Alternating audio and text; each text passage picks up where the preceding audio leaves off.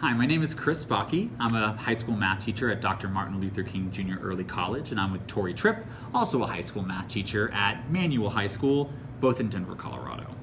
Today in my Algebra 2 class, I taught the final, most advanced factoring strategy with our favorite unit, quadratics, which looks like number 4 down here, where you're not able to actually pull out a common factor, and so it just requires a more complex strategy to make sure that you're breaking it down. What was the most surprising moment of the lesson, Chris? What were you thinking about during that surprising moment? I'd say the most surprising moment was sort of the traps that they fell in that I tried to lay. And number 2, 3, and 4, they all start with the number 3. Number 2 and 3, we've been working for months, and they've been doing this since their freshman year. Their gut instinct should be, look for that common 3, look for that common 3. So for number 4, there's also a common 3, but in this case, you can't actually pull that out, so it makes it more complicated. They struggled with number 2 more than any other question, and that should be the easiest question out of these 4, and they were able to tackle number 4 no problem.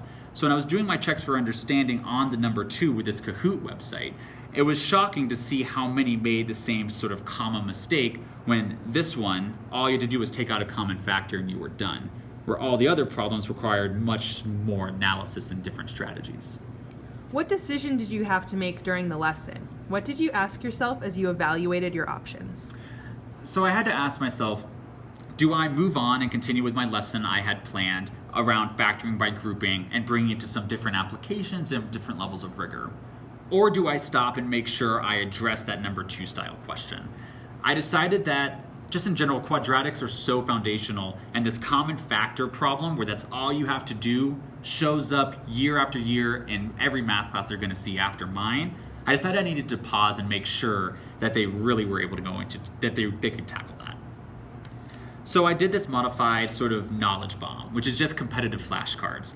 They pull out one of these cards that I have cut up in a cup with hints and an answer key on the back, and they're forced to have a discussion around what they did, why they chose it, and I thought it was an important enough discussion to pause in our lesson before moving on with the actual Algebra 2 level of rigor.